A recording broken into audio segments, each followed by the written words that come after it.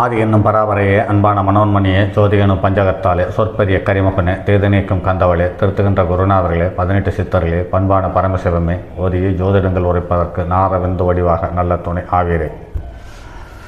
உலகில் உள்ள தமிழ் பேசும் அனைத்து நாள் உள்ளங்களுக்கும் மற்றும் ஜோதிட சான்றோர்களுக்கும் மூத்தோர்களுக்கும் ஆர்வலருக்கும் மற்றும் இந்த காணொலியை காணும் உங்களுக்கும் ஆஸ்தோராஜின் இனிய நல் வணக்கங்கள். ஜோதிடம் இன்று அல்லது இன்றைய நிலையில் அல்லது தற்போதைய நிலையில் ஜோதிடம் படும் பாடு என்று பார்க்கும் பொழுது மிகவும் கர்ண கடோரமான பயணமாக ஜோதிடம் போய்கொண்டிருக்கிறது. இந்த ஜோதிடம் சார்ந்த தகவல்களை முன்னொரு காலத்தில் எப்படி எழுதியிருக்கிறார்கள் என்று பார்க்கும் பொழுது இந்த காலகட்டத்தில் இப்படி இருப்பார்கள் என்று அறிவுறுத்தி அல்லது அறுதியிட்டு சொல்லியிருக்கிறார்கள். அதன்படி இந்த தசாகாலத்தில் இது நடைபெறும் என்றும் இந்த தசாகாலத்தில் இது முற்று பெறும் என்றும் அல்லது தொடரும் என்றும் அல்லது சந்தோஷத்தை தரும் என்றும் துக்கத்தை தரும் என்றும் அழகாக சொல்லி வைத்திருக்கிறார்கள். ஆனால் இன்று ஜோதிடர்கள் என்ன செய்கிறார்கள்? ஒரு குறிப்பிட்ட காலத்தில் நீங்கள் குபேரனாகலாம், கோடீஸ்வரனாகலாம், பெருத்த செல்வந்தனாகலாம், எங்களை பின்தொடருங்கள் என்ற வகையில் ஜோதிடம் போய்கொண்டிருக்கிறது. இதையெல்லாம் அடியோடு சரித்து போடும் வகையில் கிட்டத்தட்ட 50, 60, 70 ஆண்டுகளுக்கு முன்னாலேயே வந்த சப்தரிஷி நாடி என்ற ஒரு ஜோதிட நூல் கண்ணில் பட்டது. அதில் ஒரு லக்கணத்திற்கு மட்டும் 1000 பக்கங்களை எழுதியிருக்கிறார்கள். ஒரு லக்கணத்தில் ஒரு கிரகங்கள் ராசி கட்டத்தில் இந்த கிரகங்கள் இந்த அமைப்போடு பிறந்தால் அந்த ஜாதகர் தற்போது எங்கு பிறந்திருக்கிறார், இவர்களுடைய தாய் தந்தை யார், இவரோடு பிறந்தவர்கள் யார், இதற்கு முன் ஜென்மத்தில் இவர்கள் எங்கு பிறந்திருந்தார்கள், அவர்களுடைய தாய் தந்தை எத்தகையவர்கள், உடன்பிறப்பு எத்தகையது என்பது மட்டுமல்லாமல் அடுத்து இந்த ஜாதகன் எங்கே பிறப்பார் என்பது சார்ந்த தகவலையும் அறுதியிட்டு எழுதியிருக்கிறார்கள். ஒரு வகையில் இது இன்றைக்கு நடைமுறையில் சாத்தியமா என்று பார்க்கும் பொழுது அதனுடைய காரகத்துவங்களில் புதிய பரிணாமங்கள் மாறிக்கொண்டே இருக்கிறதே ஒழிய சுத்தமாக இல்லை என்று மறுப்பதற்கான வாய்ப்பில்லை. அதற்கு ஒரு சின்ன எடுத்துக்காட்டு. விருச்சிகத்தில் பிறந்தால் அவர்கள் ஒரு பட்டிக்காட்டில் இருப்பார்கள் அல்லது பனைமரம் இருக்கும். அதே சமயத்தில் அவர்களுக்கு வீட்டுக்கு பக்கத்தில் தொடர் இருப்பு பாறை இருக்கும், அதாவது தொடர் வண்டி பாறை இருக்கும், அதாவது ரயில் நிலையம் இருக்கும் அல்லது ரயில்வே பாதை இருக்கும் என்பது சொல்லப்பட்டிருக்கிறது. விருச்சிக ராசியில் விருச்சிக லக்கணத்தில் அனுச நட்சத்திரத்தில் பிறந்த ஒரு குழந்தை மருத்துவமனையில் பிறந்தது. எனக்கு ஏகப்பட்ட உறுத்தல், இது எப்படி சாத்தியம்? விசாக நட்சத்திரத்தில் பிறந்திருந்தால் அது ஒரு கால தாமதத்தில் 3 ராசிக்கு துலா ராசிக்கு போயிருக்கலாம். அல்லது கேட்டை நட்சத்திரத்தில் 4ஆம் பாதத்தில் பிறந்திருந்தால் அது அடுத்து மூல நட்சத்திரத்துக்கு தனுசு ராசிக்கு போயிருக்கலாம். கிட்டத்தட்ட 10 பாகையை கடந்து பிறந்திருக்கிறது விருச்சிக ராசி. எப்படி ரயில்வே பாதை இல்லாமல் போனது, எப்படி பனைமரம் இல்லாமல் போனது, எப்படி அசுத்தமான கால்வாய் நீர் இல்லாமல் போனது என்று பலமான சிந்தனை இருந்தது. சரி, நமக்கு தெரிந்த உறவினருடைய குழந்தை அது, நாம் மருத்துவமனையில் போய் பார்க்க வேண்டிய கட்டாயம். சரி என்று போயிருந்தோம். மருத்துவமனையில் அந்த குழந்தைக்கு அறுவை சிகிச்சை செய்த அந்த அறைக்கு எதிர் சுவற்றில் ரயில்வே பாதையில் ஒரு ரயில் பயணப்பட்டு கொண்டிருப்பது போல் ஒரு படம். அதற்கு கீழேயே பனைமரம், அந்த பனைமரத்துக்கு பக்கத்தில் ஒரு சின்ன நீரோடை, அதற்கு பக்கத்தில் பயிர் நிலங்கள் இருப்பதை போல் ஒரு படம் மாட்டியிருந்தது. என்னையும் அறையாமல் அசந்து போனேன். காலத்தினுடைய பரிணாமங்கள் மாற்றங்கள் எண்ணற்றது. அதில் இப்படியும் சில விஷயங்களை கிரகங்கள் அடையாளம் காட்டுகிறது என்று நினைக்கும் பொழுது அசந்து போயிருக்கிறேன். சரி, சப்தரிஷி நாடியில் சொல்லப்பட்ட ஒரு ராசி கட்டம் மேச ராசி, மேச லக்கணம். லக்கணத்தில் செவ்வாய், 3இல் குரு, 6இல் கேது, 8இல் சூரியன் சுக்கிரன், 11இல் புதன் சனி, 12இல் ராகு. இந்த அமைப்போடு ஒரு ராசி கட்டம். இந்த ராசி கட்டத்தை எழுதி கொள்ளுங்கள். எழுதி வைத்துக்கொண்டு மேற்கொண்டு இந்த பதிவுகளை அப்படியே உற்று கவனித்து பாருங்கள். அதிசயத்திலும் அதிசயமாக இருக்கிறது. எப்படி சரீரத்துக்கு முக்கிய ஸ்தானமோ அதை போல பிரம்மாவின் மானசபுத்திரனான சந்திர பகவான் மங்களஸ்தானமாகிய மேஷத்தில் மங்கள வாரத்திற்கு அதிபதியான செவ்வாயுடன் ஏறி நிற்க, மீனராசியில் ராகுவும் சனியும் புதனும் ஆட்சியுடைய கும்பத்தில் வீற்றிருக்க, சுக்கிரனும் சூரியனும் விருச்சிகத்தில் சேர்ந்திருக்க, குரு மிதுனத்தில் இருக்க, கேது கன்னியில்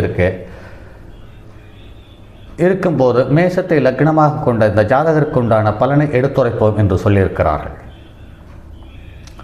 இந்த ஜாதகத்துக்கு அதிபதியான புண்ணிய குமாரனை பற்றி விவரமாக சொல்லுவோம். கீழ் மேல் தெருவில் எல்லையில்லாத தெற்கு வாடையின் ஆரம்பத்தில் எட்டிமர உத்திரங்களால் கட்டப்பட்ட அழகிய சிவன் கோவிலும் நீர் நிலையுள்ள இடத்திலும் தெற்கு பார்த்த வீட்டில் இந்த குழந்தையின் தாய் வசித்து வந்தார் என்று சொல்லப்பட்டிருக்கிறது. எப்பொழுதும் காற்று வீசும்படியான அழகிய சமவெளியில் ஏற்பட்ட ஊரில் இந்த குழந்தை மூத்த குமாரனாக அவதரித்து இருப்பான் என்று நிச்சயமாக சொல்லலாம். இவனுடைய தந்தை வடக்கு பார்த்த வாயிலையுடைய வீட்டில் உன்னதமான கீழ்மேல் வீதியில் வடக்கு வாடையில் வசித்து வந்தார் என்று சொல்லப்பட்டிருக்கிறது.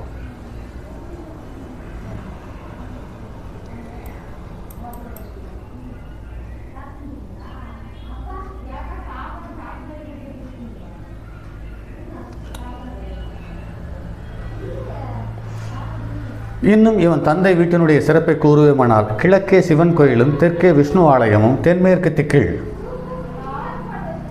துர்க்கையும் பலர் கூடி தரிசிக்கும் புதன் திசையில் காளியும் யமனுடைய ஆலயம் உண்டு என்று சொல்லப்பட்டிருக்கிறது. இப்படிப்பட்ட அடையாளங்களை கொண்ட இவன் தந்தையின் அழகான வீட்டை சுற்றி விரிவாக உரைத்து விட்டோம். இவன் மகத்தான தன யோகவான். தாய் தந்தை மனைவி மக்கள் இவனை பற்றியும் இவனுக்கேற்ற பூர்வ ஜென்ம பலனையும் வருங்கால பலன்களையும் எடுத்துரைப்போம் என்று சொல்லியிருக்கிறார்கள். தந்தையின் குணத்தினை இனி காண்போம். நல்ல நிறம் கொண்ட சரீரத்தை உடையவன், நல்ல எண்ணங்களை உடையவன், மனதில் ஒன்று வெளியில் ஒன்று என்பதில்லாதவன், பெருத்த செலவாளி, கவலை மேலிருப்பவன், துணி நெய்தலையே தொழிலாக கொண்டவன், சதா சுப்பிரமணிய சாமியை நினைத்து வழிபட்டு கொண்டிருப்பான். இவன் தந்தையினால் கொடுக்கப்பட்ட பிதுராஜித சொத்தை கொண்டு கொடுக்கல் வாங்கல் செய்வான். வேடிக்கையாக பேசக்கூடிய திறமை கொண்டவன். காரணமில்லாமல் பலர் இவனை பலவிதமாக பேசுவார்கள். பலர் சொத்துக்களை பந்தம் பெற்று ஈட்டு பத்திர கடன் கொடுப்பான். பற்பல யோசனைகளை கொண்டவன். துல்லியமான மனதனை உடையவன். பார்வையிடம் அதிகமாக பிரியமாகவும் இருப்பான். இவன் தந்தை இருக்கும் காலத்தில் தன சம்பத்து கீர்த்தியெல்லாம் உண்டு. மன வேறுபாடுகளிலும் இவன் ஈடுபடுவான். தர்ம சிந்தனை உள்ளவன். கெட்ட நினைவுகளே இவனிடம் எல்லளவும் இல்லை. சிநேகிதர்களும் விரோதிகளும் இவனுக்குண்டு. பிறருக்கு துன்பம் செய்ய மனதாலும் நினையான். இவன் புத்தியுள்ளவளே, மேலும் சொல்கிறேன் கேள் என்று சொல்லப்பட்டிருக்கிறது. இப்படிப்பட்ட தந்தைக்கு இவன் தாழ்மையான குடும்ப சம்பத்துக்களை கொண்டவன். வேலை செய்து பணம் சம்பாதிக்கும் யோகியதை இல்லாதவன். கீர்த்தி பெற்றவன். உபயோகமற்றவன், சுத்த சோம்பேறி. இவனுக்கு ஏற்படும் இடைஞ்சைகள் சொல்லி மாளாது. மனைவியுடன் பேச பயப்படுவான் என்று சொல்லப்பட்டிருக்கிறது. இவனுடைய பந்து சுற்றத்தாரை சொல்லுவதற்கு விசேஷமாக ஒன்றுமில்லை. பரதேசிகள் இவனுக்கு உற்ற துணைவர்கள். பூலோகத்தில் மூத்த பிள்ளையாக பிறப்பான். இவனுடைய குணாதிசயங்களை சொல்லுகிறேன் கேள். சரீரமோ சிவந்த நிறமுடையது. பித்த சோகை உள்ளவன். விசேடமான ஒரு வித்தையை முயற்சி அப்பியாசித்திருப்பான். சொல்லுவதை பொறுமையாக கூறுவான். எதையும் மதியினால் வெல்லும் திறமையுடையவன். குழந்தைகளிடம் பிரியமுடையவன். வீண் சண்டை சச்சரவுகளில் தலைவாட மாட்டான். தன்னுடைய சாமர்த்தியத்தை கொண்டு சுகபோகங்களை அனுபவிக்கக்கூடிய தன்மையுள்ளவன். செல்வம், மனைவி, மக்கள், வீடு, வாசல் உடையவனாவான். இவன் தன்னுடைய தகப்பனை காட்டிலும் மேலாக வாழ்ந்து வருவான். பணம் காசுகளையும் சொத்து சுதந்திரங்களையும் சேமித்து வருவான். நிலபுலங்களையும் விரத்தி கொண்டு வருவான். கேட்போர்கள் கணிந்துருகும் கவிகளை கவனம் செய்யும் சாமர்த்தியம் உள்ளவன். குடியானவர்களையும் பரிவாரங்களையும் உடையவன். இனி நல்ல மொழிகளை கூறும் இயல்புடையவன். பிறந்த 7வது வயதுக்கு கடந்த பிறகு சுக பாக்கியங்களை அனுபவிப்பான் என்று சொல்லப்பட்டிருக்கிறது. இவன் மிக்க புத்தி சாதுரியம் உள்ளவன். கீர்த்திவான். சிறிது கோபக்காரன். எந்த காரியத்தை செய்த போதிலும் இளம்பெறை சந்திரனை போல் மேன்மேலும் விருத்தியாகி விளங்கி நிற்பான். சதா சர்வகாலமும் தெய்வ வழிபாடுகள் கொண்டவன். கூட குறைவு இல்லாமல் நிதானமாய் பேசக்கூடிய தன்மை போன்றவன். அம்பிகையை பூசித்து வருவான். தர்ம சாஸ்திரங்களை படிப்பான் என்று சொல்லப்பட்டிருக்கிறது. இப்படிப்பட்ட நிஷ்டைகளை பூண்ட இவனுக்கு எத்தனை சகோதரர்கள் என்று ஈண்டு கூறுவோம். ஆண் பிள்ளை சகோதரன் 1, பெண் பிள்ளை சகோதரிகள் 2 பேர்கள். பிறந்து இறந்து போனவர்கள் 3 ஆகும். அன்னம் போன்ற நடையுடையவளே, நாங்கள் சொல்லும் அருள்வாக்கு என்றும் சாத்தியமே என்று சொல்லப்பட்டிருக்கிறது. இவனுடைய கல்யாண காலத்தை கூறுவோம். இவனுடைய 22வது பிராயத்தில் இவனுக்கு ஊருக்கு தெற்கு திக்கில் இருக்கக்கூடிய தாய்மாமன் வம்சத்திலே தான் மனைவி ஏற்படுவாள். இவன் மனைவியின் குண விசேஷங்களை கேட்பாயாக. பார்ப்போம் வா. பொன் போன்ற மேனியுடையவள், பூலோகத்தின் நல்லவள் என்று சொல்லப்பட்டிருப்பவள். இவள் தர்ம முறையை கைகொண்டவள். இவள் நல்ல பேச்சு திறமை உள்ளவள், பிறருக்கு தீங்கிழையாள். சொந்த காலுக்கு பிரியமானவள், குற்றமற்ற கணவனுக்கு ஏற்ற குணவதியாக அவனுடைய குறிப்பு அறிந்து நடப்பாள், அன்னதானம் செய்வாள், வஞ்சகமில்லாத சுந்தரியை பற்றும் மேலும் கேட்பாயாக. இவர்களுடைய புத்திர பாக்கியத்தை பற்றி கூறுவோம். புருஷ பிரஜை 1, பெண் குழந்தைகள் 2 ஆகும். குடும்பம் விருத்தியாகும். 3 குழந்தைகள் விசிறியாய் போ. எப்படி இருந்தாலும் மேலே சொன்ன 3 குழந்தைகள் நிச்சயம் என்று சொல்லப்பட்டிருக்கிறது. இனி மாதாவினுடைய குணாதிசயங்களை பற்றி கூறுவோம். சிவந்த நிறமுடையவள், குற்றமற்ற குண விசேஷத்தை பெற்றவள், மனதில் தீங்கென்பது தீர்ப்பாயில்லை, பித்த அதிகாரமான தேகத்தை கொண்டவள், சிறிது மயக்கம் கொண்டவள், இனிமையான பேச்சுக்களை பேசுவாள், குற்றமில்லாதவள், விஷாலமாய் பரந்த முகத்தை கொண்டவள். இவள் பித்த காங்கை உள்ளவள், பேதை குணமுடைய இவள், சோம்பலுக்கு இடம் கொடுப்பாள், நல்ல புத்தியுள்ளவள், அதிர்ஷ்ட குறை உள்ளவள், மெல்லிய சுபாவம் உடையவள், நல்ல பழக்க வழக்கங்களை கொண்டவள், மனத்தூய்மை கொண்டவள், உடன் பிறந்தோர் அநேகம் உண்டு என்று சொல்லப்பட்டிருக்கிறது.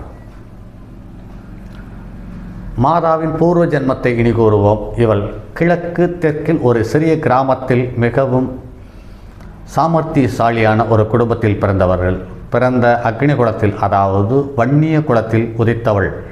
இவள் குலத்திற்கு அதிக மதிப்புள்ளவள், சூதுவாதுகள் தெரியாதவள், புத்திர பாக்கியம் நல்ல நிலையில் கொண்டவள், முருகக்கெடு வழியே வழிபடும் இயல்புடையவள், எல்லோரும் மெச்சும் சுபாவமுடையவள், சீரும் சிறப்புடனும் சிலகாலம் வாழ்ந்து பிறகு புருஷனுக்கு முன்னாலேயே மாங்கல்யத்துடன் மாண்டு பிரம்மாவின் அபூர்வ சிருஷ்டி சேஷத்தால் சகல குணமுள்ள சம்பன்னனாய் செங்குந்த வம்சத்தில் மீண்டும் வந்து உதித்தனவள். அடுத்த ஜென்மத்தில் அவள் காஞ்சிபுரத்தில் காங்கையர் வம்சத்தில் உதித்தாள். சகல சௌபாக்கியங்களை பெற்றிருந்தால் அவள் அருமையாக வாழ்ந்து வரும் நாளில் இவன் தகப்பனார் ஆதிகள் மகத்தான காஞ்சிபுரத்துக்கு மேற்கே ஒரு பட்டணத்தில் இருந்து வந்தார் என்று சொல்லுவோம். காங்கேயர் குலத்துதித்த இவள் பல திரவிய சம்பத்துக்களையும் மேன்மேலும் அடைந்து புஷ்டியாய் குழந்தை குட்டிகளுடன் நீளப்புலன்களும் விருத்தியாகி வாழும் காலத்தில் விதிவசத்தால் பிசாசு பிடித்த பொண்டாட்டி இழந்து வைதவியம் அடைந்தான். பிறகு இவனுடைய சொந்த தாய்மாமன் பெண்ணை கல்யாணம் செய்து கொள்ள வேண்டும் என்று மனதில் எண்ணத்தை கொண்டு அனுராகத்துடன் காதல் பூண்டு இன்பமான பல வார்த்தைகளை பேசி ஒப்பில்லா காமபோகங்களை அனுபவித்து வந்தான். கொஞ்ச காலம் சென்றதும் ஆசைப்பட்டபடி கர்ப்பமாகி உள்ளமும் சரீரமும் வாடிய தன் பார்வையுடன் காதலாகி கசிந்துருகி சம்பாசிக்கும் பொழுது, உனக்கு என்னாலே கர்ப்பமேடவில்லை, யாரையோ புணர்ந்து கருத்தரிக்கின்றாய் பெண்ணே, தரித்திருக்கின்றாய் பெண்ணே, இனி நீ என்னிடம் வருவதற்கு யோக்கியதில்லை, நீ எங்கு வேண்டுமானால் இஷ்டம் போல் போகலாம் என்றான். பெண்டாட்டி மனம் நொந்து போய் சொல்லக்கூடாத படுபலியை கோரினாய். இனி பட்டினி கிடந்து சோற்றில் வெறுப்புண்டாகி இனி நீங்கள் சகோதரி இல்லாமல் அடுத்த ஜென்மத்திலும் இப்படியே வாழ்வாய் என்று செபித்துவிட்டு லட்சுமிக்கு சமானமான கேலியானவள் தன் கழுத்தில் கயிறு மாட்டிக்கொண்டு சுருக்கு போட்டுக்கொண்டு விரைவினில் மாண்டால் இந்த பிரம்மகத்தி தோஷம் அந்த குடும்பத்தில் பிடித்து அக்குடும்பத்திற்கு ஒரே ஒரு முறைதான் உலகில் பலர் பேசக்கூடிய தன்மையுள்ள பாவத்தை சுமந்தார்கள். இவளுடைய வாழ்நிலையில் கடைசி காலத்தில் சாப்பாட்டுக்கு மிகவும் கஷ்டப்பட்டான். யமலோகம் சேர்ந்து சில காலம் அங்கே தங்கி பிரம்மாவினால் பூமியில் சிருஷ்டிக்கப்பட்டான். அவன்தான் இந்த மேச லக்கணத்தின் ஜாதகம் என்றோ போன ஜென்மத்தில் ஏற்பட்ட விதியினால் சாபம் ஏற்பட்டது என்றை இந்த கதையில் விவரித்தோம். இந்த ஜென்மத்தில் இவனுக்கு ஏற்பட்ட பலனை சொல்லுவேன். பலவிதமான வெட்கக்கேடுகள் உண்டு. ஆம்படையான் பொண்டாட்டி, விரோதம் அதிகம் உண்டு, பணவிரயம் உண்டு, வீண் அபவாதங்கள் உண்டு. லட்சுமி கடாட்சத்தை இல்லாமல்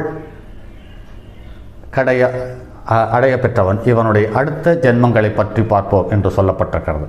தாமிரபரணி நதிக்கு கிழக்கேயுள்ள பெரிய பட்டணத்தில் சரீர சௌக்கியத்துடன் இக்குளத்தில் பிறப்பான். பேறு பெற்று சிரமமில்லாமல் வாழ்ந்து வருவான். சன்னியாசியில் சொன்ன கருமங்களை கைகொள்ளுவான். பிறர் இவனை பற்றி வம்பு வழக்குகள் பேச மாட்டார்கள். லட்சுமி கடாட்சம் இந்த பிறவில் இவனுக்கு கடவுள் கொடுத்து அருள்வான். இப்படிப்பட்டவனுடைய போன ஜென்மத்தை சொல்லுகிறோம். பெண்ணையாற்றின் தெற்கேயுள்ள தென்புலியூரிலே உயர்ந்த வைசியர்களுடைய குலத்தில் பிறந்துள்ளான் என்று முன்னமே சொன்னோம். மிகவும் சிட்டுங்கட்டுமாய் வாழ்ந்தான். இனிமையான வார்த்தைகளை பேசுவான். கௌரவமாக வாழ்நாள் முழுவதும் சொன்னோம் அல்லவா என்று சொல்லப்பட்டிருக்கிறது. இப்படி கதை ஒரு மனிதன் பிறப்பானால் அந்த மனிதனுடைய பூர்வ ஜென்மம், போன ஜென்மம், இந்த ஜென்மம், அடுத்த ஜென்மத்தை அடையாளம் காட்டியிருக்கிறார்கள் ஜோதிடத்தில். அந்த ஜாதகனுக்கு தாயினுடைய போன ஜென்மம், இந்த ஜென்மம், அடுத்த ஜென்மத்தை அடையாளம் காட்டியிருக்கிறார்கள். தந்தைக்கு போன ஜென்மம், அடுத்த ஜென்மம், அதுக்கு அடுத்த போன ஜென்மம், நிகழ்கால ஜென்மம், அடுத்த ஜென்மத்தையும் அடையாளம் காட்டுகிறார்கள். இப்படியெல்லாம் ஒரு ராசி கட்டத்தில் இருக்கக்கூடிய கிரகங்களை வைத்து அன்றே அழகாக சொல்லியிருக்கிறார்கள். ஆனால் இன்று பாவத்தையும் புண்ணியத்தையும் இந்த பிறவியிலேயே உருவாக்கி கொள்ள முடியும். செல்வத்தையும் செல்வாக்கையும் இந்த பிறவியிலேயே அனுபவித்து விட முடியும், சம்பாதித்து விட முடியும் என்ற அசட்டுத்தனமான ஜோதிட நூல்கள் நிறைய விவரித்திருக்கிறது. அதை நம்பி ஜோதிடர்களும் சொல்கிறார்கள். காலப்போக்கில் இந்த ஜோதிடமே இல்லை, இது மூட நம்பிக்கை என்று சொல்லக்கூடிய ஒரு கூட்டம் உருவாவதற்கு கிரகங்களுடைய இயல்பான கதிரிலைகளுடைய தாக்கத்தை உணராமல் ஜோதிடம் சொல்லி அதன் மூலம் சம்பாதிக்க ஆசைப்பட்டதனுடைய விளைவுகளே மூட பழக்க வழக்கம் என்ற ஜோதிடம் உலகில் இல்லை என்ற ஒரு முட்டாள்தனமான கூட்டம் உருவாக இதுவே பிள்ளையார் சொல்லியாக அமைந்தது என்பதை மாற்று கருத்திருக்க முடியாது. சரி நண்பர்களே, மற்றும் அடுத்தது ஒரு பதிவில் சந்திப்போம். அதுவரை உங்களிடமிருந்து விடைபெறுவது உங்கள் அன்பு நண்பன் எம் ராஜரத்தினம். தங்கமான் மழுவோடேந்தி தன்மதி தலையில் கொண்டோர் மங்கையர் பதிக்கு சொன்ன மாமொழி ஜோதிடத்தை இங்கு யாம் உரைப்பதற்கோர் இமை என்னும் பிழை வராமல் காக்க செங்கன் மால்மருகன் யானைச்சரன் பதம் காப்பதாமே.